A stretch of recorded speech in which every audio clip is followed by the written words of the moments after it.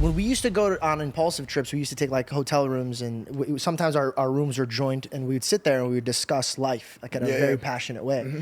And you were one of my only friends that I could discuss high level thoughts with that include feelings and concepts of sacrifice and growth. You are at a level where you could comprehend what maybe people in their 50s and 60s now will comprehend through the experience of life that you went through. I want to know when Mike is going to get up and accomplish what he set out to do, because I keep watching that Mike prolong himself in a very successful lane that he's just not taking the first footstep forward, because I'm going to call you out on it. You're in fear of failure. And I think that maybe once in life or twice in life, a big fail sets you back so many years that I think that has truly made a remark on all of your other work or personal or relationships. And I sat there and I'm listening to what you want to do in life, but then I'm also watching your actions, and me and you were on the same playing field. But I thought I was different. I thought I got it worked out, and you probably were looking at me like, oh, I got it worked out. So like we both thought we got it worked out, but when I stepped away, I had to learn a lot of things that molded me into the man that I am today. And so I'm just excited to watch you grow in that direction. And I want to know, what do you think it's going to take for you to start writing that book you were talking about, going out and helping these people get sober? The things that you have and that you're passionate about is really, really, really, really, really, really, really cool. But I'm just watching you do what every single creator does. And I'm not just pointing my finger at you. Every single creator does this. I don't want to drop this because this is what's setting me free and my family free. And I don't want to disappoint. And then even for me, I'm like, I don't want to let go of this because what if God's going to be upset with me for letting go of this? And the truth is we gotta follow the path that we feel that God set out for us. And I think that is your journey. And I'm excited and angry at you for not taking that step. Yeah, me too. I mean, listen, you hit the nail on the head. Comfort is a really dangerous thing in life. Especially when you never had it.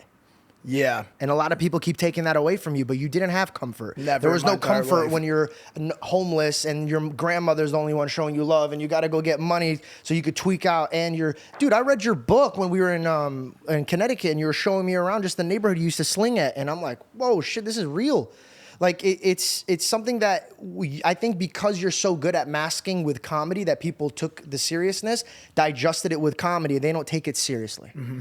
But that's something that you are traumatized by. 100%. Yeah. And by the way, like, I don't know what part of the equation not dealing with that trauma and shit is, but yeah, comfort is a really dangerous thing. Like I said, it can put you in a place where you don't achieve the things in life that you were meant to set out to achieve by God, by your purpose in the world, by anything.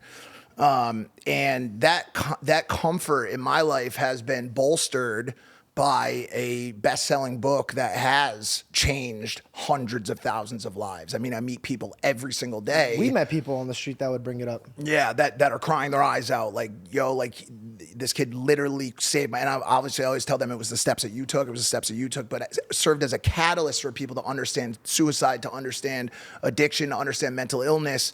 And knowing that I have made an impact in that space and also continue to make some impact in that space by way of having that conversation on pretty much every podcast I go on outside of Impulsive, has given me a false sense of comfort, which I hate.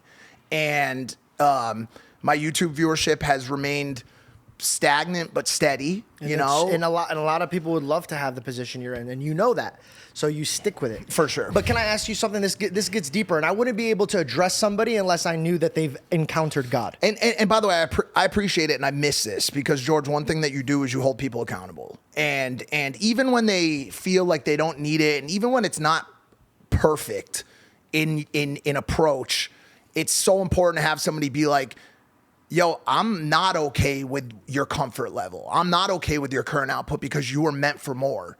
And it is a major, I had this conversation with Sarah today, my girlfriend. I have a major problem with self-worth still to this day, regardless of being one of the, few people that makes it out of the hell that I lived in for a third of my life. And, being one of the people that survives every day with a heightened level of anxiety or OCD or depression or lack of ability to have the emotional intelligence of others. I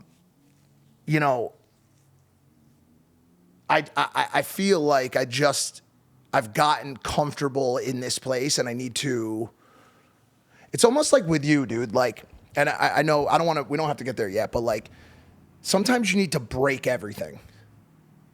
Sometimes you just need to break everything. And like, if you're holding, like, as you said, I'm a pretty like disciplined guy as it pertains to workflow. So I could exist in this way for a while, and that's scary. That's not necessarily a good thing. Like that comfort and longevity can be a gift and a curse. Being in control of your life completely. It's good water, by the way. Thank you. Is that LA Tap? It is. It's so funny? Downstairs, I have like the good stuff. And I was like, I didn't deserve it. I just didn't want to walk downstairs. I was like, he'll never notice this. So I poured it. And the fact that you were like, this is good water, and you tasted it, I was like, I should have known to get him the good water. Like, he taste it. What do you have? I have the mountain spring water downstairs. Oh, it's good stuff. I could throw that out right now and get No, it's good. I like it. I thought it'd be good for you. Do you think there's fluoride in it? No, but I heard it makes you gay. Yeah, I heard that too. If you're a frog. We'll probably cut around that. I appreciate you. Sorry. I appreciate you saying that, because when I left, I felt like I didn't do that. So that would always haunt me. So the fact that you're like, I miss this, I felt like I was too scared of my own shadow. And I was terrified of you and Logan, because I was like, I'm the third guy. I could be replaced at any moment. So I wouldn't want to push the boat too much. But I really appreciate you saying that. But I want to take a step back, because what I was going to say is this. Like, you were an addict on possibly the worst drug. One of them. And it's very hard to get out of that. And you said in public and in your book that you give the glory to God. For sure. All directed back to God in some way, but there was earthbound individuals that I give a lot of that to, and you'll see, like, even in the way that I reply to how did you get clean, I don't give myself enough credit, even, and even if it was God's hands at work, like, you have to enact and execute His plan. You have to take those reins and actually say, God's given me an opportunity here to do X, Y, and Z, but now I'm actually going to go do it. Yeah. There's a lot of people who are touched by the hand of God, who are given signs, who never do anything with that strategy, with that. Well, I mean, you can say that. And I think Sure. I would just like to say this, because it's just my eyewitness with you, right? I think what happened was, I could be completely wrong. I'm just shooting my shot out here, but that's completely valid. From my perspective, bro, you got out of a hole that everybody keeps reminding you of, like, damn, I can't believe you got out of that. That's crazy, blah, blah, blah. Then you make a book, and you're living this crazy from rags to riches story where I was broke, I was on drugs, even my family gave up on me, and then now I am setting other families home free from drugs, from anxiety, from depression. I think what happened was that you got everything and you lost the one thing that was your motor vehicle, and it was faith. I think that when you're at the bottom, you can't lose anything. So you're going to go after it, and you're going to have faith that God's going to help you with your works get to where you need to be in life. I think you got to where you were from the grace of God and your works as well. You worked hand in hand. But what happened is now you're just working in a circle without having faith anymore. Well, that's not that part is not entirely true, because I didn't find faith really. And by the way, like, I am imperfect. Like, I can't believe I even have to preface this in some sort of assumption that Christians would ever not understand the idea of forgiveness and imperfection, which is one of the biggest portions of this entire religion that we practice, right? So I'm not perfect, right? Yeah. But when I got clean, that was the reinforcer for my faith. Yeah. That was the thing that said, pray twice a day, increase your moral compass, right? And by the way, I've made a shit ton of mistakes along the line there. I've done things over the past 5 years, 3 years, 1 year that I would not go back and do the same way because of my belief set and because of my morality, right? But I'm on a I feel like since I've gotten clean, my trajectory has been upward, not stagnant or downward.